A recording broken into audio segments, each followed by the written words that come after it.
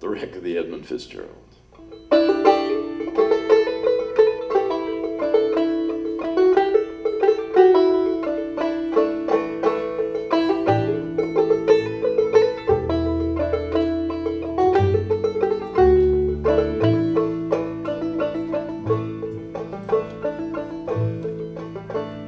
The legend lives on from the Chippewa down of the big lake they call Gitchagumi. The lake, it is said, never gives up her dead when the gales of November turn gloomy. And with a load of iron ore 26,000 tons more than the Edmund Fitzgerald weighed empty, that good ship and crew was a bone to be chewed when the gales of November came early. Well, the ship was the pride of the American side, coming back from some mill in Wisconsin.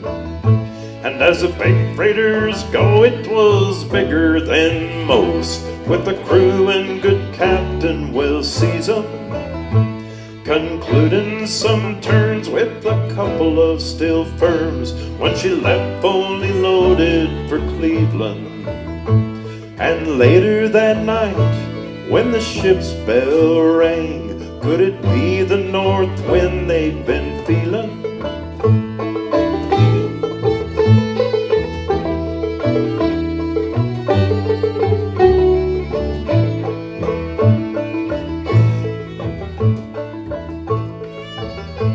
Well, the wind in the wires made a tattletale sound, and a wave broke over the railing.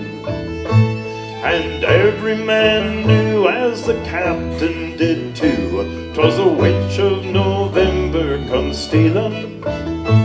Well, the dawn came late and the breakfast had to wait when the gales of November came slashing. When afternoon came, it was freezing rain in the face of a hurricane west wind.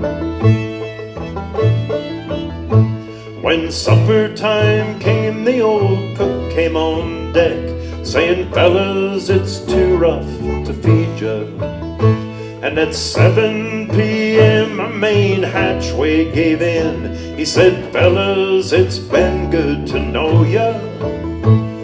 The captain wired in, he had water coming in, and the good ship and crew was in peril. And later that night, when her lights went out of sight, came the wreck of the Edmund Fitzgerald.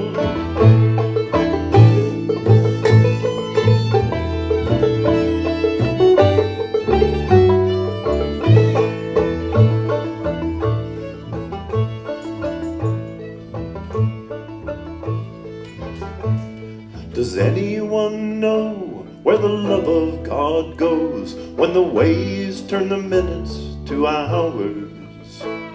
The searchers all say they'd have made Whitefish Bay had they put 15 more miles behind her. She might have broke up or she might have capsized. She may have broke deep and took water. But all that remain are the faces and the names of the wives, the sons, and the daughters. Well, Lake Huron rolls, Superior sings in the rooms of her ice-water mansion. Lake Michigan steams like a young man's dreams. The islands and bays are for sportsmen. And farther below, Lake Ontario takes in what Lake Erie can send her. And the iron boats go, as the mariners all know, with the gales of November, remember.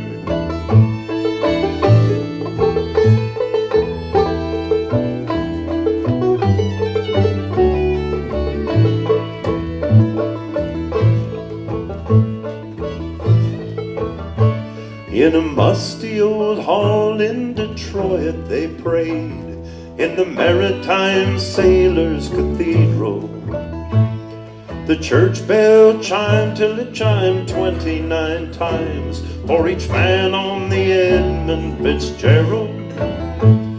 The legend lives on from the Chippewa down of the big lake they call Gitchagumi. Superior, they said, never gives up her dead when the gales of November come early.